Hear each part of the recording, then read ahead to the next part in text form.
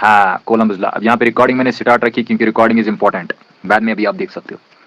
तो देखिए यहाँ पे कोलम्बस लॉ हम लिखेंगे, कोलम्बस लॉ। तो देखिए कोलम्बस लॉ क्या कह रहा है,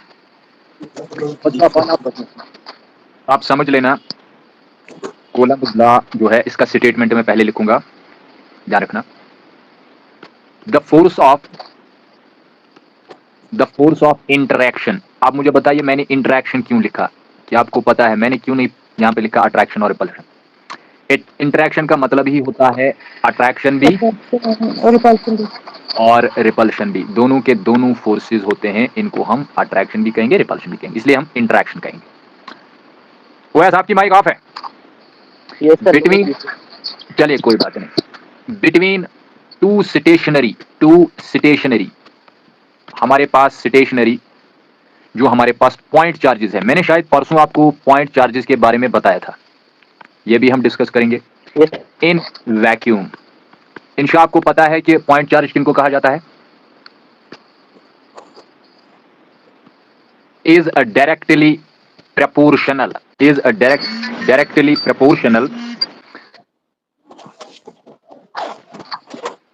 directly proportional to the किसको? to the product of the charges, बिल्कुल सही बात, product of the charges. And inversely proportional किसको होते हैं? Inversely proportional to the square of the distance, to the square of the distance between them, बहुत ही बढ़िया तरीके से हम इसको डिस्कस करेंगे, कभी आप भूलोगे नहीं। बिटवीन देम मैथमेटिकली अगर देखा जाए तो मैथमेटिकली हम इसको कैसे लिखते हैं, आपको वो पता भी होगा, देखा भी होगा। देखिए मैथमेटिकली कैसे लिखते हैं, मैथमेटिकली हम लोग इलेक्ट्रोस्टैटिक फोर्स जो चार्जेस के दरमियान होता है वो हम ऐसे लिखते हैं, फोर्स इज इक्वल टू के, फिर मॉड्यूलस ऑफ Q1, फिर modulus of Q2 divided by R। इतनी बात समझ आ गई? Yes sir. चलिए देखो, हमारे पास दो चार्जेस है, जब कॉलम ने दो चार्जेस ले लिए, पॉइंट चार्जेस, पहले आप समझो पॉइंट चार्जेस किनको बोला जाता है। पॉइंट चार्ज का मतलब होता है कि अगर चार्ज का साइज, पॉइंट चार्ज का मतलब होता है कि जो साइज ऑफ चार्ज होता है वो कम होना चाहिए, किससे कम होना चाहिए? Distance between the charges. मुझे बताओ याद है या नहीं? Yes sir. हाँ वैसे याद रखना, देखो मैंने क्या बोला, अगर हमारे पास इन दो चार्जेस को लिया जाए, सपोज यहाँ पे दो चार्जेस है, मुझे बताओ क्या इनका साइज बड़ा है या इनके दरमियान डिस्टेंस ज्यादा है? इसलिए इन दोनों चार्जेस को हम लोग बोलेंगे पॉइंट चार्जेस। क्या बोलेंगे? Point charges.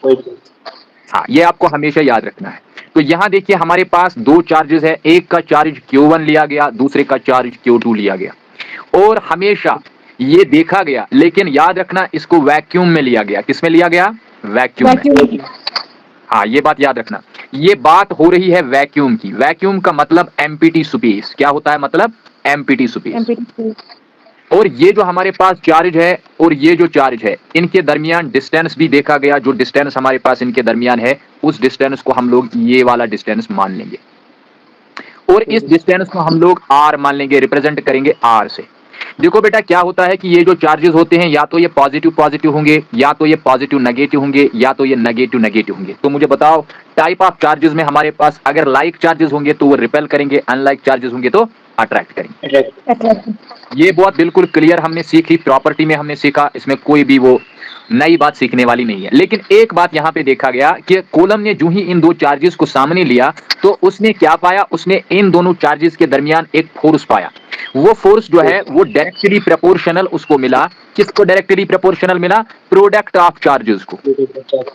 मतलब अगर मैं आपको समझाऊंगा, इंशा ध्यान रखना, जो ही उसने वन कॉलम ले लिया तो उसने कोई ना कोई फोर्स पाया, चाहे वो अट्रैक्टिव हो या रिपल्सिव हो। लेकिन जो ही उसने टू कॉलम ले लिया तो उसने फोर्स तो पाया, लेकिन वो फोर्स क्या था? ज्यादा था। क्या था? ज्यादा फोर्स। पहले हमारे पास फोर्स क्या था? कम था, लेकिन नेक्स्ट वाले हमारे पास जो नेक्स्ट कंडीशन है, उस कंडीशन पे हमारे पास फोर्स क्या था? कम फोर्स था। नेक्स्ट पे ज्यादा था या अब पहले कम था? पहले पहले कम था, लेकिन नेक्स्ट पॉइंट पे क्या आया, ज्यादा फोर्स आया। बात समझ आ रही है? क्यों? क्योंकि पहले हमारे पास कम क्यों था? क्योंकि चार्जेस का मैग्नीट्यूड कम था, चार्जेस का मैग्नीट्यूड कम था। लेकिन दूसरा जो हमारे पास यहाँ पे चार्जेस है, यहाँ का मैग्नीट्यूड बढ़ गया।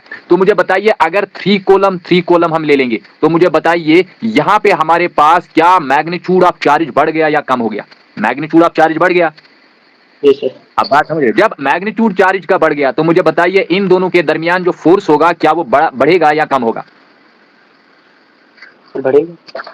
वो तो ऑब्वियस सी बात है, बढ़ जाएगा। क्यों बढ़ जाएगा? क्योंकि हमारे पास चार्जेस का मैग्नीट्यूड का प्रोडक्ट हमें लेना है। याद रखो इंशा, आप मुझे बताओ, आपको आवाज आ रही है? अच्छा अच्छा, चलो ठीक है। देखो मैंने क्या बोला आपको, मैंने बोला जो ही हमारे पास चार्ज का मैग्नीट्यूड बढ़ गया, तो ऑटोमेटिकली हमारे पास जो इन दो चार्जेस के दरमियान फोर्स था, वो भी बढ़ गया, यानी वो भी बढ़ जाता है। इसका मतलब हमारे पास जो फोर्स है वो डायरेक्टली प्रोपोर्शनल किसको है? प्रोडक्ट ऑफ टू चार्जेस को। अब देखिए नेक्स्ट पॉइंट उसने क्या बताया। नेक्स्ट पॉइंट उसने बताया कि जब हमारे पास ये फोर्स जो है इन दो चार्जेस के दरमियान डिस्टेंस को कम करेंगे। किसको कम करेंगे? ओएस, डिस्टेंस को। इंशा आपको आवाज आ रही है? अब आवाज आ रही है इंशा? चलिए, अब मुझे यहाँ पे बताइए कि जो मैंने पहली बात आपको बताई, मैंने क्या बोला? मैंने बोला जो फोर्स इनके दरमियान है, वो फोर्स किसको प्रोपोर्शनल है? प्रोडक्ट ऑफ चार्जेस को। किसको? Product of charges. हाँ बिल्कुल, अगर चार्जेस का मैग्नीट्यूड बढ़ जाएगा तो ऑटोमेटिकली फोर्स भी बढ़ जाएगा, लेकिन फोर्स अट्रैक्टिव भी हो सकता है, रिपल्सिव भी हो सकता है। नेक्स्ट पॉइंट उसने बोला कि अगर फोर्स को देखा जाए, वो फोर्स इनवर्सली प्रोपोर्शनल है 1 डिवाइडेड बाई आर को, यानी आर स्क्वायर हम यहाँ पे लेते हैं, क्योंकि डायमेंशन बराबर आना चाहिए। इसका मतलब है अगर आर को बढ़ाया जाए, मुझे बताओ अगर आर को बढ़ा देंगे तो फोर्स क्या होगा? कम होगा। बहुत सिंपल सी बात है, इसमें उतनी बड़ी बात नहीं है। तो मतलब यहाँ पे हमारे पास ये सेकंड पॉइंट आया, ये वाला फर्स्ट पॉइंट आया। इन दोनों को हम लोग कंबाइन करेंगे। क्या करेंगे? Combine, first and second. जब हम फर्स्ट एंड सेकंड को कंबाइन करेंगे तो हमारे को मिलेगा क्या? एफ मिलेगा, directly proportional product of charges, और डिवाइड में मिलेगा आर स्क्वायर। बड़ी सिंपल सी बात है। इसका मतलब है, अच्छा मुझे ये चीज बताओ, अगर चार्जेस का मैग्नीट्यूड बढ़ जाएगा तब क्या फोर्स बढ़ेगा या कम होगा? बढ़ेगा। बढ़ेगा। तो मुझे बताइए अगर आर कम होगा तो फोर्स बढ़ेगा या कम होगा? कम होगा। हाँ, अगर आर बढ़ जाएगा तो फोर्स कम हो जाएगा, ये तो ऑब्वियस सी बात है। लेकिन अब मुझे बताइए डायरेक्टली प्रोपोर्शनल जब हम लेते हैं, उस डायरेक्टली प्रोपोर्शनल को जब हम इक्वल टू में चेंज करते हैं तो हम क्या डालते हैं? कांस्टेंट। कांस्टेंट डालते हैं। हाँ बिल्कुल, समझ आ गई बात। यहाँ पे Q1 आ गया, यहाँ पे Q2 आ गया, डिवाइडेड बाय आर स्क्वायर। अब यहाँ पे बताना है कि व्हाट इज K। ये K जो है इसको कहा जाता है प्रोपोर्शनैलिटी कांस्टेंट। क्या कहा जाता है? बिल्कुल, वायर। हाँ, K इज प्रोपोर्शनैलिटी कांस्टेंट, क्योंकि ये प्रोपोर्शनैलिटी के वक्त आता है। अब इसका नाम अलग अलग, वो बात तो अलग है, क्या है क्या नहीं है, किसके बराबर है, वो अलग बात है, बट मेन नाम इसका क्या है? Proportionality constant. अच्छा मुझे एक और चीज बताइए, जो इसका एसआई यूनिट है वो किस तरीके से मिलेगा, वो भी मैं अभी आपको बताऊंगा। ये K जो है, this is always equal to 1 divided by 4 pi epsilon 0। ध्यान रखना। यहाँ पे आपको मैं एक बहुत बड़ी बात आपको बताऊंगा। देखो आपको कल को न्यूमेरिकल करना है, तो आप ऐसे करो, सपोज 1 डिवाइड बाय 4 पाई के बदले आप 3.14 लगा दोगे, इनटू ये जो एप्सिलॉन 0 है ना, एप्सिलॉन 0 का वैल्यू मुझे इंशा बताओ क्या है? 0.8। नहीं 8.854 इंटू 10 रेज़ड पावर -12, ये होता है वैल्यू। 8.854 into 10 रेज़ड power -12। मुझे बताओ आपने कहां पे वैल्यू देखा? सर आप ही ने मुझे बताया था। 0 पॉइंट मैंने नहीं बताया, मैंने बोला 8.8। याद नहीं है। अच्छा याद नहीं, चलो ठीक है। अच्छा मुझे बताओ इसको मल्टीपल करना आएगा? 4 इंटू दिस थिंग, इतना मल्टीपल करना आएगा? Yes sir. अच्छा अगर इतना आपको मल्टीपल करना आएगा तो ध्यान रखो मैं क्या बता रहा हूं। मैं बता रहा हूं आपको कि मल्टीपल करने के बाद यहां पे आपका टोटल वैल्यू जो होता है ना, वो यहां पे मिल जाता है। याद रखना, वो मिल जाता है 9 इंटू 10 रेज़ड पावर 9। क्या मिल जाता है? 9 इंटू 10 रेज़ड पावर 9। बिल्कुल याद रखना, इसका वैल्यू आप याद रखना। इसका मतलब है K का वैल्यू यही है, लेकिन K का मतलब है actually 1 divided by 4 pi epsilon 0, यही है ना वैल्यू? तो ये जब वैल्यू है, इसका मतलब है साथ में तो यूनिट भी पता होना चाहिए। अब देखो यूनिट कैसे मिलेगा? यूनिट इसका होता है न्यूटन मीटर स्क्वायर पर कूलम स्क्वायर। क्या होता है? न्यूटन मीटर स्क्वायर पर कूलम स्क्वायर। अब और एक बात मैं आपको बताऊंगा। आप बोलोगे कि सर ये वाला यूनिट कहां से आया? देखो ये यूनिट कहां से आया? आपको मैं यहाँ पे सिखाऊंगा। देखो यहाँ पे F अगर बराबर है K टाइम्स, लेकिन K किसके बराबर है? 1 divided by 4 pi epsilon 0 Q1 Q2 divided by R square. मुझे बताओ इस एप्सिलॉन 0 को इसकी जगह ले लो। जब आप इसकी जगह ले लोगे तो F कहाँ चला जाएगा? F इसकी जगह चला जाएगा। तो 1 डिवाइडेड बाई 4 पाई, यहाँ पे F आ जाएगा, उसके बाद Q1 आ जाएगा, Q2 आ जाएगा, डिवाइडेड बाई R स्क्वायर। अब आप मुझे बताओ यहाँ Q का यूनिट क्या है? कोलम।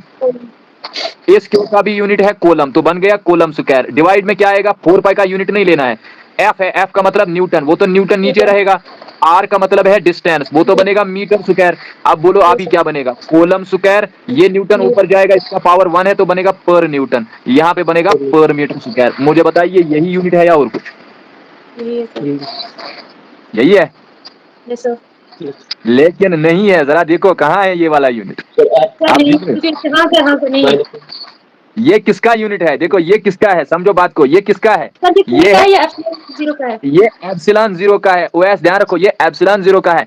लेकिन एप्सिलॉन 0 जो है, आप समझो बात को, क्या अगर मैं आपको बताऊं 1 डिवाइडेड बाई 4 पाई एप्सिलॉन 0 जो है वो K के बराबर है, तो मुझे बताइए एप्सिलॉन 0 अगर इसकी जगह जाएगा, K अगर इसकी जगह जाएगा, तो मुझे बताइए यूनिट क्या होगा? यूनिट K का क्या बदल जाएगा? वो बदल जाएगा ना एप्सिलॉन 0 का उल्टा, यानी कोलम का बनेगा कोलम। अगर यहाँ पे कोलम स्क्वायर पॉजिटिव है तो यहाँ पे बनेगा पर कोलम।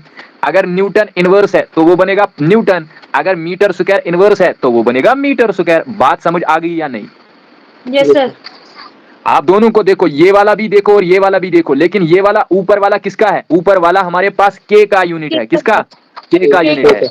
लेकिन एप्सिलॉन 0 जो है उसका यूनिट हमारे को ये वाला है, कोलम स्क्वायर पर न्यूटन पर मीटर स्क्वायर। अब ध्यान रखो आप इसका आपस में रिवर्स क्यों है? क्योंकि ये जो K है, ये वाला K जो है, ये इसका क्या है? रिवर्स है। Yes sir. समझ आ गई बात? Yes sir. Yes sir. हाँ, ओएस कहीं पे कंफ्यूजन तो नहीं है? No sir. चलिए बहुत अच्छी बात है। इंशा आप मुझे बताओ ये क्लियर हो गया? Yes sir. चलिए आगे बढ़ते हैं। अब ध्यान रखो, अब यहाँ पे मैं आपको बताऊंगा एप्सिलॉन 0 क्या है। एप्सिलॉन 0 को हम लोग बोलते हैं परमिटिविटी। क्या बोलते हैं? परमिटिविटी। याद रखना, परमिटिविटी ऑफ फ्री स्पेस। इसका नाम है परमिटिविटी ऑफ वैक्यूम भी, इसका नाम है परमिटिविटी ऑफ एम्प्टी स्पेस भी। तो मुझे आप एक चीज बताओ, ये जो F है, F किसके बराबर है? 1 divided by 4 pi epsilon 0 Q1 Q2 divided by R square. लेकिन आप मुझे इसका वैल्यू बताओ, OS क्या है? इसका वैल्यू क्या है? 9 into 10 to the power 9। बहुत अच्छी बात, 9 into 10 raised power 9। अब यहाँ पे रहेगा Q1 Q2 divided by R square. तो ये जो लॉ है, ये लॉ मुझे बताओ आप कहाँ पे यूज करोगे? क्या ये वैक्यूम में बात है या किसी और चीज में? For vacuum. ये सिर्फ और सिर्फ वैक्यूम के लिए है, ये किसी दूसरे मीडियम के लिए नहीं है। अब मेरी बात सुनो, अब आपको मैं यहाँ पे एक इंपॉर्टेंट पॉइंट लिखाऊंगा। देखो, द कोलम फोर्स, जो कोलम फोर्स होता है ना, कोलम फोर्स एक्ट्स अलोंग, याद रखना, acts along the straight line. क्या? Straight line.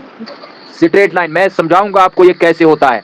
Connecting the points of location, points of location of charges, points of location of charges. पूरा ध्यान रखना, इस बात में बहुत कुछ छुपा हुआ है। इट इज सेंट्रल, याद रखना, it is central and spherically symmetrical. Spherically symmetrical force, spherically symmetrical, ये स्फेरिकली सिमेट्रिकल होता है, सिमेट्रिक, ध्यान रखना। यानी मतलब है कि जो हमारे पास यहाँ पे दो चार्जेस थे, ये चार्ज और ये चार्ज आपस में था, इस चार्ज का सेंटर और इस चार्ज का सेंटर के साथ जो लाइन होती है, उसी लाइन के अलोंग ये फोर्स होता है, वेदर वो अट्रैक्टिव हो या रिपल्सिव हो। अगर वो पॉजिटिव होगा तो रिपल्सिव होगा, अगर वो पॉजिटिव नेगेटिव होगा तो अट्रैक्टिव होगा, लेकिन होगा इसी लाइन के अलोंग, इसी लाइन के अलोंग होता है। इसको इसीलिए कहा जाता है कि ये हमारे पास सेंट्रल एंड स्फेरिकली सिमेट्रिक होता है। याद रखना, अगर हम लोग यहाँ पे और एक चार्ज रखेंगे तो ये यहाँ से भी इसको डायरेक्ट इसी लाइन के जरिए फोर्स एक्सर्ट करेगा। यानी अगर ये पॉजिटिव है, ये पॉजिटिव है, तो दोनों ये भी, यानी मतलब ए बॉडी, बी बॉडी और सी बॉडी जो है, ये तीनों के तीनों चार्जेस जो है आपस में फोर्स एक्सर्ट करेंगे।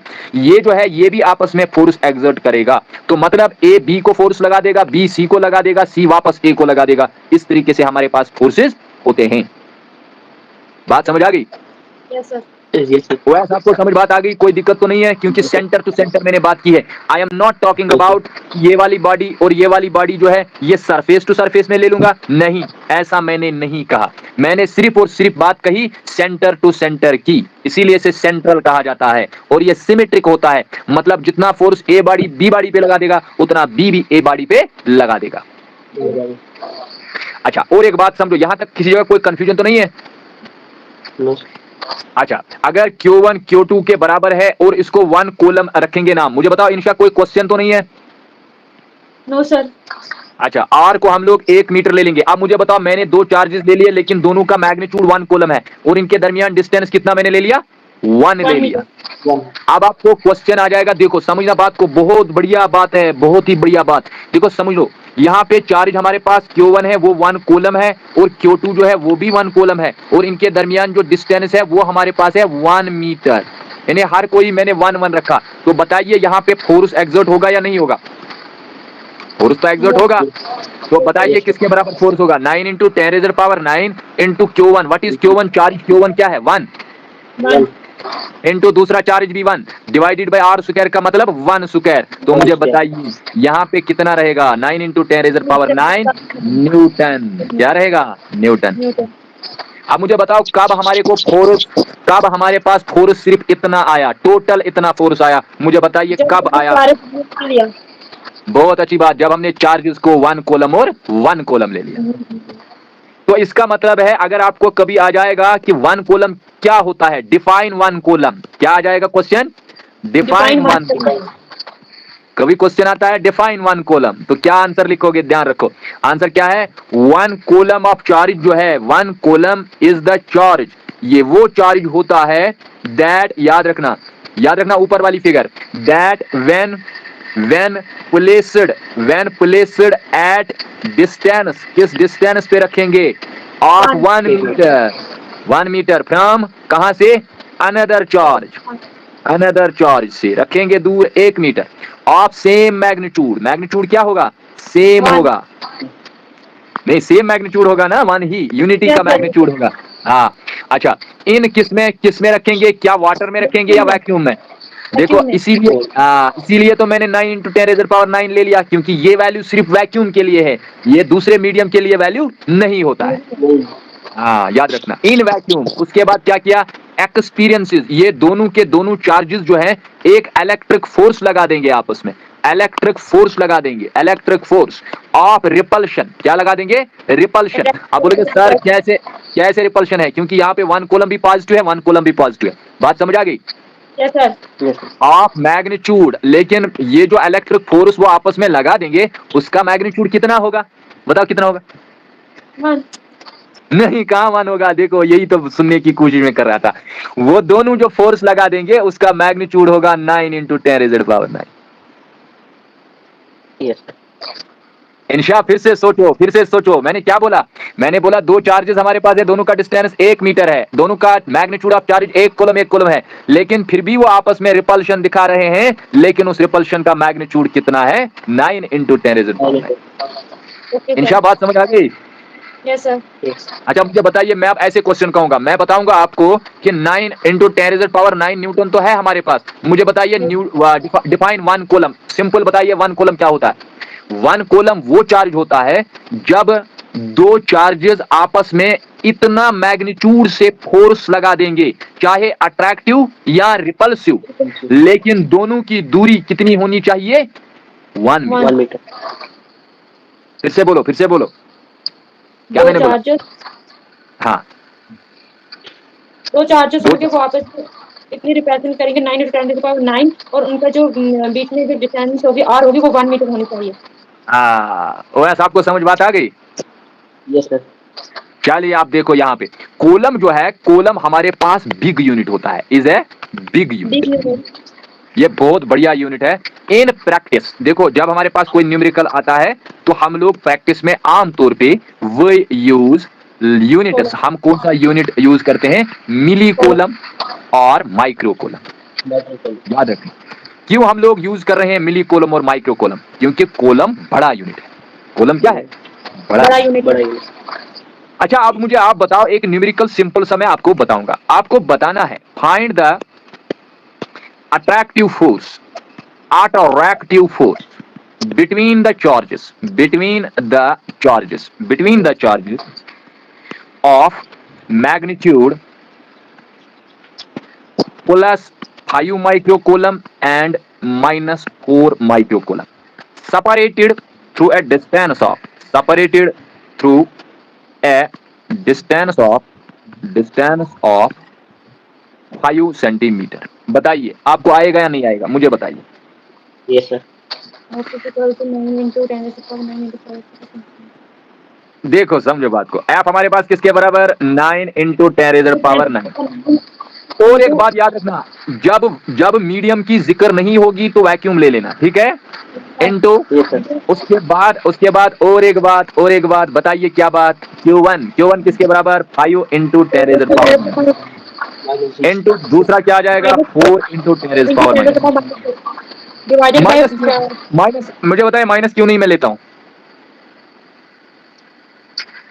ये माइनस है ना यहाँ पे, यस सर, यस सर। मैंने क्यों नहीं माइनस लिया, क्योंकि वहां पे चार्जेस है ना Q1 Q2। हाँ Q1 Q2 है। देखो आंसर क्या बता देना, सिर्फ इतना बता देना सर हम लोग इनका सिर्फ मैग्नीट्यूड लेते, यस सर, कोई डायरेक्शन नहीं लेते। हाँ याद रखा, यस सर, यस सर। चलिए बहुत अच्छी बात। डिवाइडेड बाय डिस्टेंस जो है वो है 5।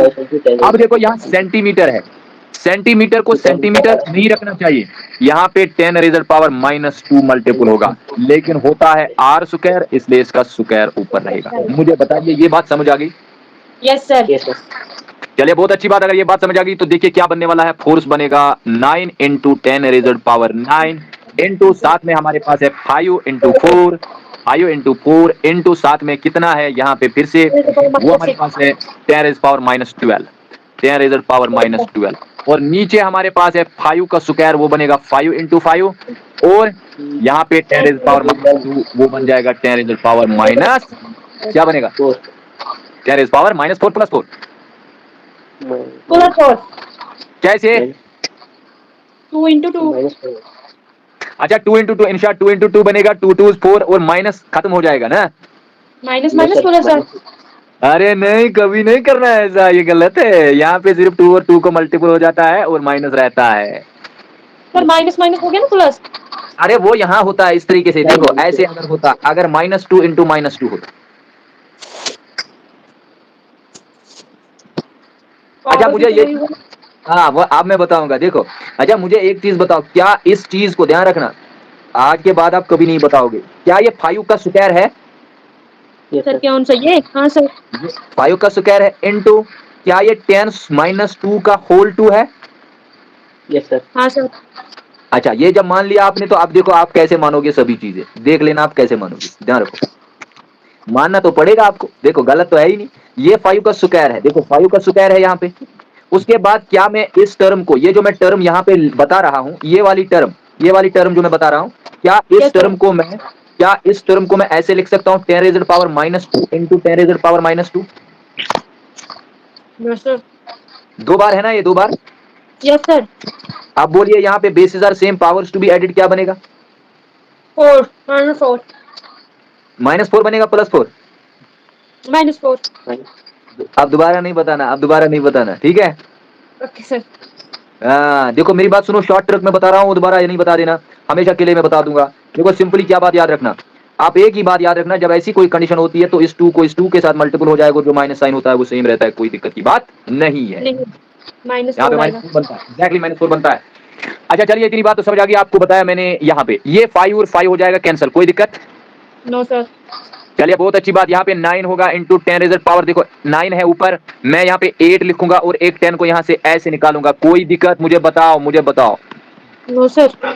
अच्छा मुझे बताइए ओएस, ये जो 10⁻⁻4 है इसको मैं ऊपर चढ़ा दूंगा तो ये प्लस बनेगा या नहीं बनेगा? तो नीचे तो हमारे पास 5 है, बताइए अगर 5 नीचे है तो हम लोग क्या करेंगे, हम लोग करेंगे काम 5 1 5 2 10 कर लिया, तो 2 4 तो 8 बनेगा, 2 इंटू 4 बनेगा 8 और 8 और 9 बनेगा 72 बनेगा, इंटू 10⁻⁻, बताइए 8 और 4 कितने हो गए 12, 12 में 12 निकालो तो खत्म हो गया ना, सारा सारा सारा सारा खत्म हो गया। तो इधर क्या बचा, कुछ बचा? 52 into 10 Yes, 10 sir. अरे भाई किधर, कौन सा 10 बच गया? अब कौन सा 10 बच गया? नीचे आंसर की बात कर रही हूँ, रेड वाले की। नहीं, रेड वाले की बात कर रहे हो, ये 10 बच गया? नो सर, ऊपर खत्म हो गया पावर। कुछ भी नहीं बचा, सिर्फ 72 बच गया, इतना ही बच गया। Yes sir. देखो 5 2 10 2 4 8 8 और 9 बनेगा 72, 8 ने 77 और यहाँ पे 8 है, यहाँ पे 2 और 8 के बाद आने वाला भाग कम खत्म। मुझे बताइए आपको बात समझ आ गई या नहीं? यस सर, आगे। Yes, sir. अच्छा, अगर इतनी सी बात आपको समझ आ गई तो अच्छी बात है। एक और एग्जांपल बताऊंगा मैं, आप करोगे? Yes sir. Yes, sir. देखो बेटा क्या करूंगा, सपोज द इलेक्ट्रोस्टैटिक फोर्स, इसको बोलते हैं electrostatic force. Suppose the electrostatic force between the two charges, between the two charges, दो चार्जेस के दरमियान हमारे पास इलेक्ट्रोस्टैटिक फोर्स जो है वो है 200 न्यूटन। कितना है? 200 न्यूटन। एंड द सेपरेशन, जो सेपरेशन यहाँ पे है, separation between the charges, between the same charges, same charges में लिख रहा हूँ, same charges, same charges is 10 centimetre. आपको क्या बताना है? Find the magnitude of charges, find the magnitude of charges. देखो ये भी कर लूंगा मैं, आपको बताऊंगा किस तरीके।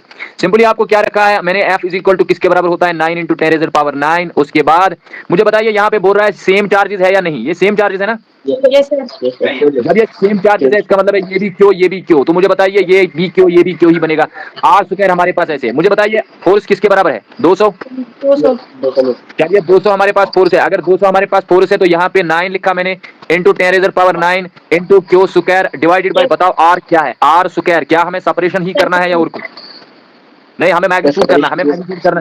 सेपरेशन दिया हुआ है, सेपरेशन दिया हुआ है, बिल्कुल बिल्कुल सेपरेशन दिया हुआ है। बताइए सेपरेशन क्या है? 10। सेपरेशन हमारे पास है बिल्कुल 10 सेंटीमीटर। अच्छी बात है, 10 सेंटीमीटर होल स्क्वायर। चलिए बहुत अच्छी बात। आप मुझे बताइए इसको मैं 10 का स्क्वायर लिख सकता हूँ, ऐसे लिख सकता हूँ? Yes sir. चलिए ये हो गया 9 इंटू 10 पावर 9, यहाँ पे डिवाइडेड बाय, देखो 10, इसका पावर क्या है? इसका पावर 1। सर इसका किसका? इस वाले का देखो मैं हाईलाइट कर दूंगा, हाईलाइट कर दूंगा मैं। इस वाले का बताओ पावर क्या है? इस वाले का, इस वाले का। सर 1। अच्छा इसका अगर 1 है तो इसका क्या है? इसका तो -2 है। Yes sir. अगर इसका -2 है तो मुझे बताइए कितना पावर रहेगा? -1। वो है, यस सर। समझो 2 में 1 रहो यहाँ पे। अच्छा मुझे बताइए यहाँ पे स्क्वायर रहा या नहीं रहा? Yes sir. अच्छा और एक चीज बताइए, अब दूसरी बात फिर से आ जाएगा, यहाँ पे क्यू स्क्वायर भी साथ है। मुझे और एक चीज बताइए इंशा, यहाँ पे 9 इंटू 10 पावर 9 है, उसके बाद क्यू स्क्वायर है डिवाइडेड बाय, यहाँ मुझे बताइए क्या बनेगा अब? सर कहाँ पे? सर यहाँ पे -2। -1. ये -1 बनेगा या क्या बनेगा? मुझे बताओ यहाँ पे क्या बनेगा? बस Sir, minus सर 2. -5 बनेगा। कैसे बनेगा -1? एक मिनट। सर ये सर -2 बनेगा. +1 बनेगा ना? क्या बनेगा? -1 बनेगा। सर +1 बनेगा, 1 into 1। अरे फिर वही बात, फिर वही बात, आपको भूत चला गया। जिधर मैंने इधर बोला था, इधर बोला था ना मैंने, ये 2 और 2 मल्टीपल हो जाए। आपने पहले ही बोला। ये मैंने बोला। आप तो कॉन्फिडेंस तो बिल्ड करो ना, फिर दोबारा मत बोलो फिर वही बात। अच्छा इधर 2 और 2 मल्टीपल हो गया। अगर 2 और 2 मल्टीपल हो गया तो -4 बनता है। जब वो -4 बन गया, देखो यहाँ पे बना ना -4, यस सर, फिर -1 ही आएगा। तो -1 आएगा। -2 आएगा. -2 आएगा, सॉरी सर। हाँ ये बनेगा -2। तो मैंने कहा ना दोबारा मत को, ऐसा बहुत प्रॉब्लम हो रही है। पहले आपने बोला नहीं, तो अगर मैंने नहीं बोला तो कॉन्फिडेंस आपकी कहाँ चली गई है? तो मैंने कहा मुझे मतलब यहाँ वहाँ दिला रहे हो। नहीं। अच्छा मुझे बताइए 10 पर -2 जो है ऊपर चला जाएगा, क्या बनेगा? पॉजिटिव बन जाएगा। Yes sir. अच्छा मुझे बताइए क्या इन दोनों को कट कर सकते हैं? Yes sir. Yes, sir. हाँ कट हो गया। अब यहाँ 2 रह गया, इक्वल टू यहाँ पे क्या रह गया? 9 इंटू रह गया 10⁻9 और साथ में क्यू स्क्वायर। अब देखिए अब क्यू स्क्वायर किसके बराबर आएगा? देखो क्यू स्क्वायर किसके बराबर आएगा? ये पार्ट जो है, ये पार्ट इसको डिवाइड हो जाएगा, यस ये 2 को डिवाइड हो जाएगा। 9 इंटू कितना डिवाइड हो जाएगा? मुझे बताओ। 9 इंटू 10⁻9। तो बताइए फिर मैग्नीट्यूड किसके बराबर होगा? मैग्नीट्यूड होगा ये स्क्वायर जो है ना, ये जो स्क्वायर है, ध्यान रखो आप, ये स्क्वायर जो हमारे पास है ये यहाँ पे रूट चढ़ जाएगा। Yes sir. अच्छा यहाँ पे 2 डिवाइड बाई 9 है इंटू 10⁻9। तो मुझे बताइए क्यों ही तो मुझे फाइंड आउट करना था। देखो मैं कैसे लिखूंगा इसको, 2 डिवाइडेड बाई 9 इंटू यहाँ पे 10⁻9 जो है इसको मैं ऊपर चढ़ा दूंगा, ऐसे -9 कर दूंगा, कोई दिक्कत? अच्छा देखो और एक बात, इसको हम 2 डिवाइड बाई 9 करेंगे, लेकिन मुझे बताओ रूट का मतलब क्या होता है? 1/2। 1/2। Yes, sir. क्या हम इस 2 से इस 9 को डिवाइड कर सकते हैं? नहीं कर सकते हैं। ना। अच्छा, तब तो हमें क्या तरीका है, पहले -8 लिखिए, उसके बाद इंटू 10⁻⁻1 लिखिए, इसको ऐसे तोड़ दीजिए, कोई Yes, दिक्कत? sir. No, sir. चलिए आगे बढ़ते हैं। अब यहाँ पे क्यों है equal to under root of, ध्यान रखना पूरा, यहाँ पे 2/9 है, लेकिन ये वाला पार्ट जो है ना, ये वाला पार्ट वैसे ध्यान रखना, ये जो पार्ट एक्स्ट्रा बच गया ना, ये वाला, इसको मैं डिवाइड में ले लूंगा, यानी इसको मैं ऐसे लिखूंगा 2/9 इंटू लिखूंगा 10, ऐसे मैंने लिखा, यानी ये पावर -1 था, अब ये नीचे चला जाएगा, +1 पावर बनेगा, उसको मैं रखूं या ना रखूं एक ही बात है, लेकिन साथ में इंटू 10⁻⁻8 रहेगा। मुझे बताइए ये कॉन्सेप्ट क्लियर हो गया? Yes, sir. चलिए बहुत अच्छी बात, वैसे आपको क्लियर हो गया? Yes sir. अच्छा चलिए ये बात मुझे बताइए, यहाँ पे क्या बना, 2/9 इंटू 10 कितना बनेगा, 90 90. इंटू साथ में 10⁻⁻8। अब देखो क्या बनेगा, इसको मैं रूट ऐसे अलग कर दूंगा, इसको मैं अलग रूट लिखूंगा, कोई दिक्कत? No, sir. अच्छा चलिए यहाँ पे 2/90 करेंगे, इंटू इसका मैं लिखूंगा 10⁻⁻8 होल पावर 1/2, कोई दिक्कत? Yes, sir. ये 2 1 जार 2 है, 2 4 जार 8 बनेगा। मुझे बताओ यहाँ पे क्लियर समझ आया? Yes, sir. Yes sir. अब यहाँ कितना बच गया, मुझे बताओ इंशा कितना बच गया? 10⁻⁻4. माइनस बहुत अच्छी बात, this is actually the charge, that is actually this. अगर आपको रूट करना भी होगा 2/90 लिखिए, पहले इसको डिवाइड कीजिए, इस वाले पार्ट को पहले डिवाइड कीजिए, किस वाले पार्ट को, इसको डिवाइड कीजिए, फिर उसका रूट ले लीजिए, और 10⁻⁻4 आपको रखना है, और इसको हम कहेंगे कोलम। क्या कहेंगे? कोलम। 0.149. किसका आता है 0.149? 2/90। हाँ. अब देखो यहाँ पे ये अगर रूट भी किया, हम्म. आपने रूट किया या नहीं किया? Yes, sir. किया. देखो यहाँ पे हम लोग देखते हैं, पहले हम 2/90 करेंगे, 2/90 हमारे पास 0.02 आता है, 0.02 आता है, इंटू 10⁻⁻4, उसके बाद इसका रूट ले लेंगे, किसका रूट ले लेंगे, 0.02 का रूट ले लेंगे, तो बनेगा 0.14 इंटू 10⁻⁻4। अगर ये बात आ गई, अब इसको हम, आपने तो चलो छेड़ दी बात, इस पॉइंट को यहाँ ले आओ, क्या बनेगा 1.4 into 10⁻⁻1. इंटू 10⁻⁻4 इंटू 10⁻⁻1, तो बताओ क्या बनेगा 1.4 इंटू 10⁻⁻1। अब मैं आपको और ज्यादा इसको बता दूंगा, क्या मिला, क्यों इक्वल टू किसके बारे में मिला, किस कितना 1.4। 1.4 ओएस यहाँ तक समझ आया? Yes sir. अच्छा मुझे बताओ माइक्रो कितना होता है, इंशा माइक्रो कितना होता है, 10⁻⁻6। -6. अब देखो यहाँ पे 10⁻⁻1 मल्टीपल भी कर दो, 10⁻⁻1 डिवाइड भी कर दो, कोई दिक्कत? No, sir.